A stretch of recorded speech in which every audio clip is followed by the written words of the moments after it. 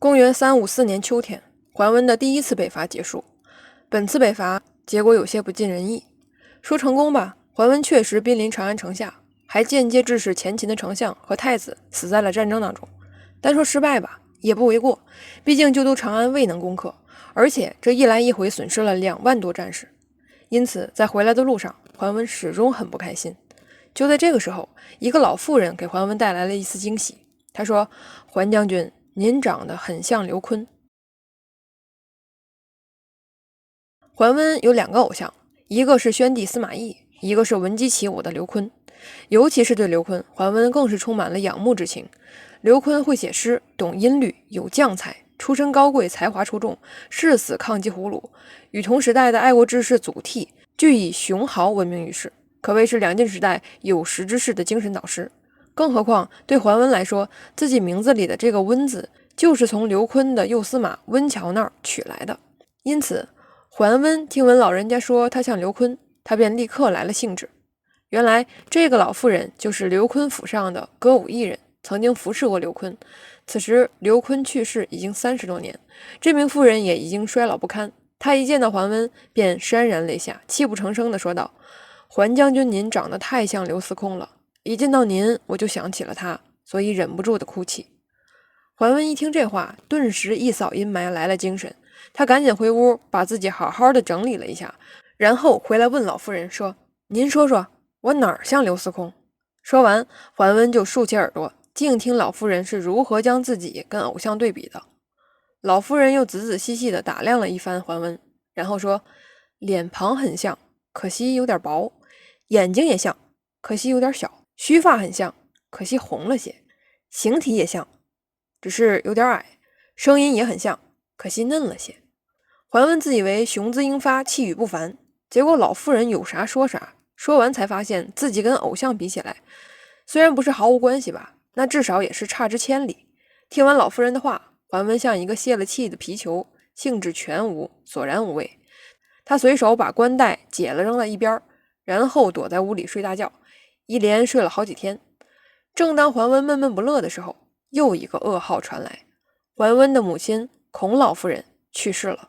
心灰意懒的桓温再次遭到打击，他给会稽王司马昱打了一份报告，要求辞去职务，回家为老母亲丁忧。9年前，桓温平蜀，大军逆长江而上，在路过三峡的时候，桓温曾感叹地说过：“既然选择做忠臣，那就很难再做孝子了。”如果说桓温的忠始终都被人放在放大镜下质疑，那么他的孝可以说从来都是情真意切，不打折扣的。当年手刃杀父仇人全家是孝，如今辞官回家也是孝。在桓温的设想当中，树高千丈，落叶归根。如今双亲已经离世，理应将父母大人的灵柩迁回老家龙亢，也就是今天的安徽省蚌埠市怀远县龙亢镇。为此，他请求朝廷，希望辞官以将父母合葬于宣城郡宛陵，也就是今天的安徽省宣城市。但一向墨迹的司马懿在收到辞职报告之后，却罕见地放弃了让桓温辞官的机会，并且光速回复桓温此事不可。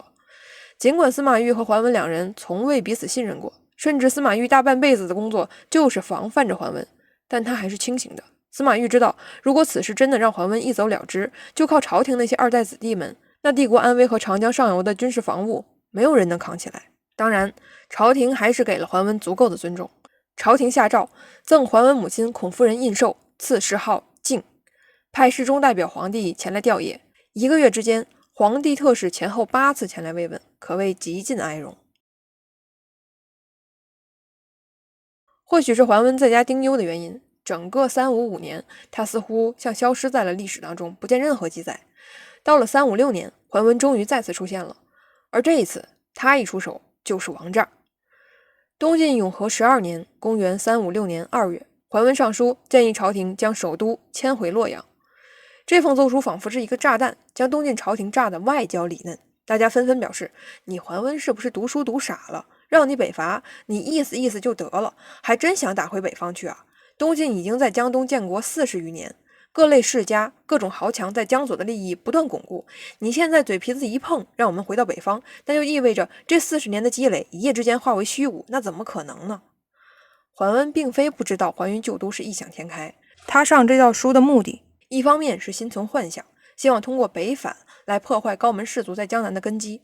倘若士族们真的北返，那到时候他们将全部处于桓温的势力范围之下，政治形势将全部由桓温主导。另一方面，则是桓温虚张声势以震慑朝廷，强化自己北伐的正义性，牢牢控制主导权。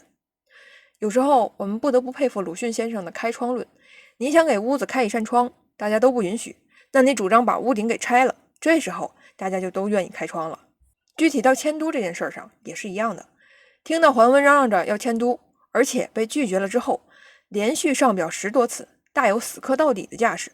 东晋朝廷这时候又表示，那啥，你不是喜欢北伐吗？那还是老老实实北伐吧。就这样，公元356年8月，桓温开启了他的第2次北伐。8月，正值一年中最炎热的时候，桓温心想，话说回来，桓温此次北伐的目标是之前那个曾经打爆了殷浩的姚襄。其实早在3年前，殷浩北伐结束的时候，羌人姚襄就反叛了晋朝，投靠了慕容鲜卑建立的前燕帝国。但这种所谓的投靠只不过是名义上的改换门庭，姚襄并没有带着部众事实上进入前燕所在地幽州冀州，而是仍旧待在原地，也就是我之前形容过的在河洛淮地区游荡。在经过慎重的思考之后，姚襄决定返回北方，并把自己的目的地放在了旧都洛阳。此时的洛阳属于3不管地带，既不在东晋手中，也不在前秦前燕手中，而是由一位叫做周成的将领所占据。原来周成是冉魏派驻在洛阳的守将，当冉魏覆灭之后，周成为了自保，举洛阳城投降了东晋。结果殷浩北伐打得稀烂，让周成看到了东晋的虚弱，于是他又华丽转身反叛东晋，自己占据洛阳，成了一股野生军阀。就这样，公元356年5月，姚襄瞅准了机会，开始发兵进攻洛阳。结果还没等到他将洛阳攻克，他就听到一个吓人的消息：东晋征讨大都督桓温即将抵达洛阳战场。当姚襄对洛阳的周成发动进攻的时候，敏锐的桓温就意识到，这是一次毕其功于一役的绝佳时机，既能收拾逆贼姚襄，也能顺势光复旧都洛阳。因此，当姚襄的攻城战还没有取得实质性的进展，反而陷入困境之时，桓温大军开始动了。东晋永和12年7月，桓温再次开启北伐。他先派遣部将高武和戴师分别驻守鲁阳和黄河沿线，然后亲自率领水军从江陵启程。在行军的途中，桓温似乎心事重重。有一天，他跟僚属们一同登上战船的顶楼，放眼瞭望中原形势。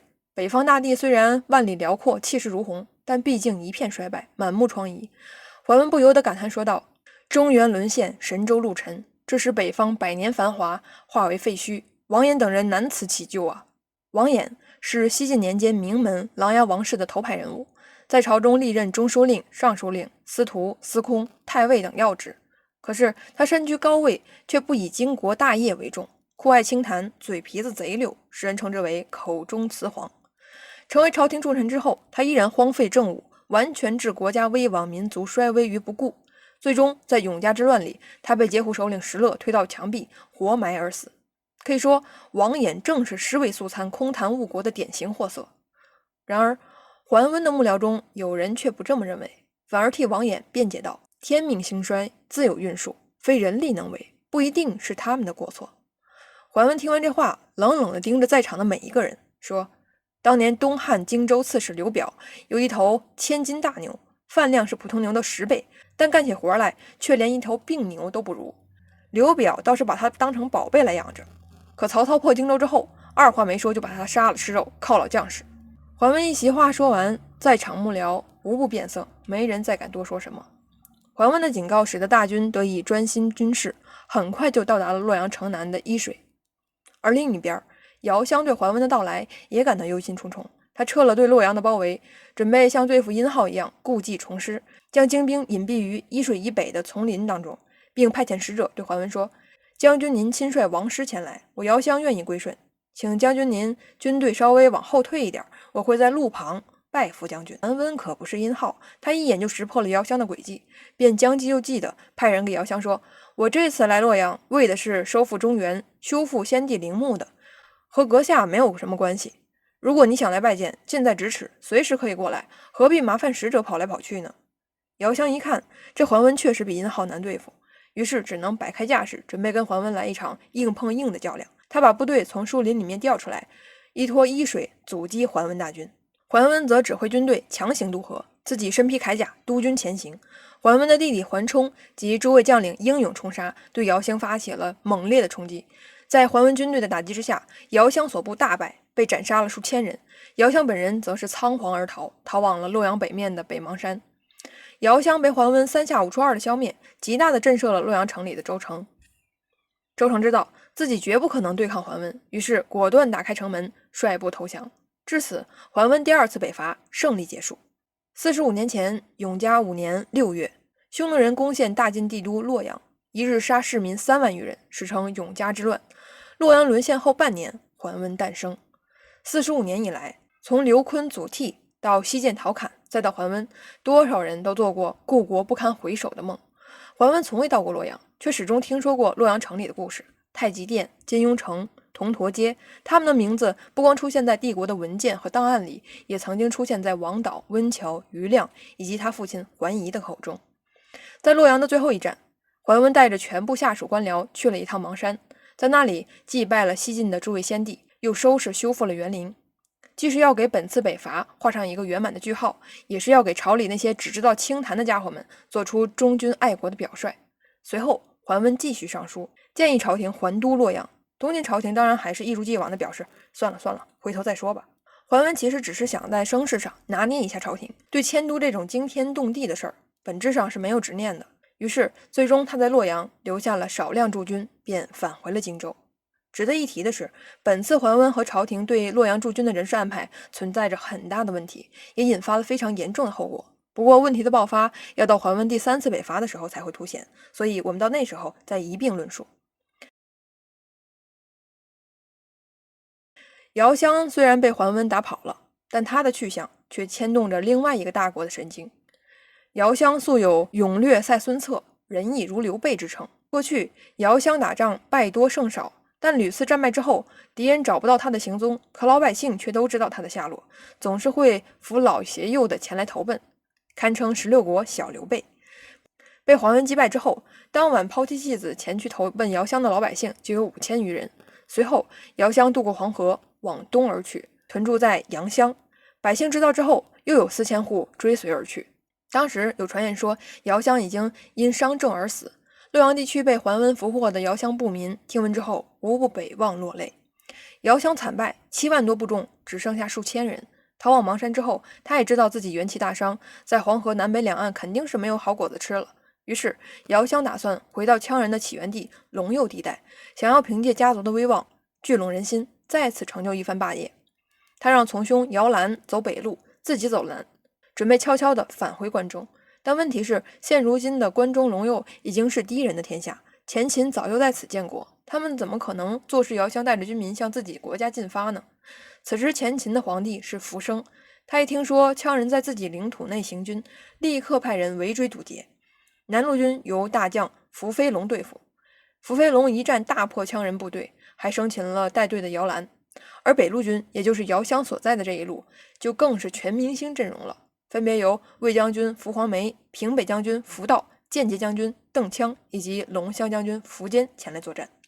等到姚襄从曲曲折折的山脉中走出来的时候，迎面撞上的是苻坚等人的15000步骑兵，打又打不过，逃又无处逃，只能原地坚守对峙。但是姚襄有一个坏毛病，那就是脾气太大，这一点倒是跟孙策很相似。前秦主将伏黄梅抓住了姚襄在性格上的弱点，采用邓羌的计策，派出3000骑兵，气势汹汹，颇为威逼地压到姚襄的营门前，而且不断的挑衅，一边擂鼓一边辱骂。姚襄忍了又忍，最终还是没有按捺住怒火，率军杀出。邓羌等的就是这个机会，他先假装失败，向后撤退，诱敌深入，引得姚襄跟在后面追杀。然后等到时机差不多了，邓羌又突然杀个回马枪，跟姚襄纠缠在一起。此时伏黄梅也按照事先约定，率领大军上来将姚襄团团包围。混战中，姚襄胯下骑乘的战马梨梅瓜不慎跌倒，姚襄也被摔下战马，随即被前秦军士抓住，就地斩杀。姚襄此时年仅27岁。许多年之后，姚襄的弟弟姚长在击败苻家的苻登之后，与功臣们开庆功会。大家酒酣耳热之际，有人对姚长说：“要是您的兄长姚襄还在，贼人怎么可能如此猖狂？您还是太谨慎了些。”姚常听到大家这样说，不仅没有生气，反而笑着说：“我不如兄长的地方有4处，一是不像他那样身材高大，身高8尺5寸，双臂过膝，让人望而生畏；二是不如他那样能征善战，能带兵10万，和当时的英雄都交过手；三是不像他那样博古知今，手揽天下英才；四是不像他那样使人心悦诚服，愿为兄长尽死而战。我之所以取得一些微小的成绩，无非是在计谋策略上有一点长处罢了。”可以说，姚常对姚襄的评价是基本上客观的。小刘备也好，小孙策也好，姚襄最大的问题就在于没人做他的孔明，没人在发展上为他规划战略，致使他先丢失占关中的机会，又选择在4战之地洛阳死磕。从洛阳撤退之后，还没有及时休养生息，反而要苦难行军，去招惹前秦。总之，身首异处的姚襄丢失了争霸天下的机会，也失去了在风云时代带领部众崛起的机会。战后，姚襄的弟弟姚常率部投降前秦。前秦皇帝福生听说姚襄军营里还载着姚懿仲的灵柩，出于对2人的尊重，于是下令以公的礼仪分别安葬了姚懿仲和姚襄。羌人的命运就这样按下了暂停键。然而另一边，伏黄梅、苻坚等人打了胜仗，脸上却没有多少喜悦之色。回城之时，他们始终一言不发，气氛低沉，因为在长安，他们的皇帝福生不是一个好惹的角色。桓温第一次北伐的时候，提兵长安城下，为了应付这次战争，前秦的丞相福雄和太子福长双双殒命。失去了接班人的皇帝苻建不得已将皇位传给了3儿子，时年21岁的福生。但就是这个福生成了可以比肩石虎南朝刘子业的究极暴君。福生天生缺少一只眼睛，相貌上或许有些让人感到不适，不过老祖蒲洪对他还是很喜欢的。在福生小的时候，蒲洪跟他闹着玩，略带冒犯地说：“我听说夏儿哭的时候只有一只眼睛流泪，这是真的吗？”没想到尚是儿童的福生反应极其强烈，他愤怒地拔出佩刀，恶狠狠地在自己身上割了一刀，指着血迹给蒲洪说：“这就是瞎子的眼泪。”蒲洪被福生的暴力和残忍吓到了，于是拿起鞭子就教训他。没想到挨了打的福生更是强硬，回怼蒲洪说：“我天性不怕刀斧加身，还怕你的鞭子不成？”蒲洪怒不可遏，警告福生说：“你就不怕我把你卖为奴隶？”没想到福生一句话把蒲洪吓得大惊失色。他说：“你想卖就卖，大不了我做下一个石勒。”当时蒲洪正在被截胡10世压制，并且不得不低头，不远千里的迁居至了方头，被人看管。福生不怕死，大逆不道地说出要学石勒当奴隶造反。他不害怕，蒲洪的9族可是害怕极了。事后，蒲洪心有余悸，觉得福生这个小畜生难以制约，恐怕在未来会闯下滔天之祸，于是要求福生的父亲苻建把他杀掉。苻建左思右想，最终还是决定听父亲的话，杀了福生。关键时刻，福雄，也就是苻坚的父亲，出面制止，说：“小孩子长大了，慢慢就变好了，何必这样就毁了他？”就这样，福生在父祖都不待见下，慢慢长大了。长大后的福生非常勇猛，力大无穷，能举千军，残忍好杀，喜欢跟野兽搏斗。桓温第一次北伐的时候，也是福生反复亲自带兵冲杀，险些破了桓温的阵地。等到太子福长在战斗中牺牲之后，按照顺序，应当是苻建与强太后最喜欢的儿子苻柳继位。但此时关中却流传着一个3阳5眼的谶言。苻建认为3阳是我的3个嫡子，福长、福生、福柳，3个儿子应该有6只眼睛，但因为福生天生无一目，所以只有5眼。这恰恰证明了福生就是谶言选中的那个人。既然是天命，那就没什么好说的了。福生最终成了前秦的法定接班人。公元355年7月，击退桓温第一次北伐仅仅1年之后，前秦的第一任皇帝苻建身患重病，即将不久于人世。去世前，他给福生留下了2个锦囊妙计：一是一口气安排了8个帝人老贵族为辅政大臣，包括太师于尊、丞相雷若儿、太傅毛贵等；二是告诉福生，6夷酋长和执政大臣凡有不听话的，统统杀掉。我想，临别之际的苻建真的是病糊涂了，就福生这个残忍嗜杀的劲儿，还用得着你嘱咐吗？果然，苻建去世的当天，福生就开启了他杀的旅途。第一个就是改年号事件。苻建去世，福生继位的当天，他就下达诏书，宣布改元为寿光。古人历来讲究孝道，一般情况之下，即位的当年都不会改年号，以示继承先帝的遗志。就算特殊情况下需要改年号，也得等大丧过后。所以你福生就算是胡人，那至少也得在形式上装样子吧。有鉴于此，一部分朝臣上书劝谏，表示先帝刚刚晏驾，不应当日改元。福生听完之后勃然大怒，当场喝退群臣，然后又派人追查这次劝谏的是谁领的头。这一查出来主意者是辅政大臣右仆射段纯。随后福生二话没说，当即下令把段纯拉出去处死。虽说辅政大臣大多难以善终，但像段纯这种新帝刚上任个把个时辰就丢了脑袋的，也算是绝无仅有了。段纯的猝死让人还没有缓过神来，紧接着又一个劝修德事件从天而降。有一天，大臣进言说，这几天天象异常，不出3年，国有大丧，大臣戮死，希望陛下勤政修德，以感动上天，躲过这次灾难。福生听完非常无所谓地说，朕与皇后同临天下，还有毛太傅、梁车骑、梁仆射都受一命辅政，足以应对大丧之变。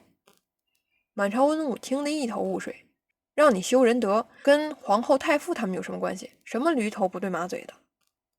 事实证明，群臣还是对福生了解太少。几天之后，福生拿了把刀去皇后的中宫。梁皇后听闻皇帝驾到，起身迎接，谁曾想福生一句话不说，走到他面前，一刀就把梁皇后刺死。紧接着，在梁皇后的尸体前，福生下令逮捕辅政大臣太傅毛贵、车骑将军梁愣、左仆射梁安，不必审问，就地处死。好吧，劝福生修正德的结果就是太后和大臣横死当场。3个月不到，8位辅政大臣被干掉了一半。看到新帝如此的不堪，丞相雷若儿实在是不能坐视不理。他秉性刚直，直言劝谏。福生听完也不废话，劝谏我是吧？好，那就直接走流程吧。随后，福生下令将雷若儿及其9个儿子、29个孙子一并诛杀。简单来说，他将雷若儿移了3族。另一位辅政大臣王铎也是性格刚俊，他看到福生宠幸董荣等人非常不满，而董荣也对王铎非常不爽，两人的矛盾逐渐公开。有人就劝王铎说，董荣最近在陛下那儿风头正盛，您还是对他客气点吧。王铎则愤慨地表示，董荣是何鸡狗，还让国士与他说话吗？没过几天，天象有变，董荣趁机给福生说，最近天险太重，应该杀重臣以应之。福生想了想，说，贵臣只有大司马福安和司空王铎了。董荣回答，大司马是福氏血脉，皇室宗亲不能杀。就这样，福生决定杀王铎以应天象。临行前，董荣还特意来到刑场，恶狠狠地问王铎说，你现在还敢把董荣比作鸡狗吗？杀完丞相和司空，福生继续对辅政大臣下手。接下来上演的是劝酒事件。有一天，福生设宴招待群臣，让丞相辛劳担任酒监。摊上这么个皇帝，大臣们谁敢喝啊？万一喝多了失态、摔跤、呕吐，那岂不是军前失仪？于是所有人都小心翼翼地喝，尽量着保持清醒。所谓的酒监，辛劳也不敢应权，所有人都默默祈求早点结束。福生自己喝得很嗨，结果一看底下一个个都正襟危坐，杯子里还能养金鱼呢，他便突然发狠，勃然大怒，质问辛劳为什么不劝酒。结果还没有等到辛劳起来谢罪，福生就一箭射穿了辛劳的脖子。群臣见状吓得魂飞魄散，一个个开始疯狂喝酒，一直喝到丢冠散发，四处呕吐，瘫在桌上。福生这才哈哈大笑，群臣这才算是过了关。最后一个是东海大鱼事件。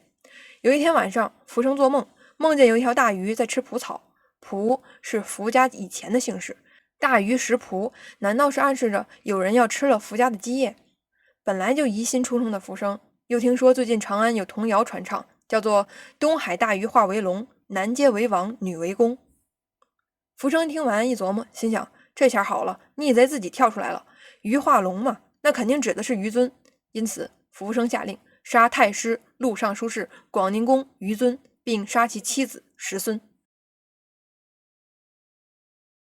福生这些杀辅政大臣的手段已经让人不寒而栗了。然而他并不是只对政治人物痛下杀手，对于一般民众，只要不合他的心意，他也是一样的残酷杀戮。例如，在对抗桓温的过程当中，有一位叫做强怀的将领在战斗中牺牲，他的儿子强颜还没有来得及受封，苻建就死了，受封这事儿也就暂时搁置了。有一天，苻生出游，强怀的老婆樊氏穿着校服跪在路边为儿子请封。苻生问了樊氏来龙去脉之后，表示虽然你儿子确实应该被封赏，但是我想赏就赏，我不给你就不能要，你怎么敢来主动求呢？樊氏为了儿子的待遇，还是坚持趴在地上哭个不停。苻生越听越烦，随手拿出身边的弓，又是一箭洞穿樊氏的胸膛。然后是挖心事件。夏4月，长安地区刮大风，房屋摧毁，大树折断。这种情况下，人们不明所以，开始滋生谣言，说将有盗贼即将进攻长安。苻生听说了之后非常愤怒，下令传播流言者一律剖胸挖心。一时间，长安城内剖胸挖腹者尸骸累累，一片血腥。挖心事件紧接着又引出了凿头顶事件。光禄大夫强平是苻生的亲舅舅，眼见他剖腹挖心实在是不像话，于是入殿劝谏。结果强平话还没有说完，苻生就命令武士将强平下狱，然后用凿子活生生凿穿了他的头顶。此外还有吃枣事件。苻生爱吃枣，有一次枣吃多了，感到不舒服，就让太医来治病。太医令程颜检查过后说，陛下没有什么病，就是枣吃的太多了。苻生一身大气，说你又不是圣人，怎么知道我枣子吃多了？随后拉出门外将之斩首。然后是剥皮事件，或许是杀人杀的太多了，苻生的爱好开始走向变态，他活剥牛、羊、马等动物的皮，尤其爱看他们被剥皮之后在宫殿上奔跑的样子。苻生的这个爱好甚至到了反人类的地步，他会把死囚召集在宫殿上来，命人剥下他们的脸皮，然后让他们挂着脸皮跳舞。然后是阿谀诽谤事件。苻生闲暇的时候问左右，外面的人怎么评价我？有人回答说，外面认为天下太平，老百姓都歌颂陛下圣明。苻生听完之后怒骂，你这是阿谀奉承，随后立即将此人处死。过了几天，苻生又问同样的问题，左右只好讲实话，说陛下您用刑过于泛滥。苻生又骂道，你这是诽谤我，然后又是当即处斩。此外，因为苻生本人半个眼睛盲目，所以他非常忌讳残疾这件事儿，诸如少、无、缺、伤、残、毁、偏这些词儿都不能讲，谁要是一不小心讲出来，就得处以死刑。大臣们度日如年，能够侥幸活着的宗室勋贵有不少都被打成了残疾，就连后宫的嫔妃们也有人被他断手断脚。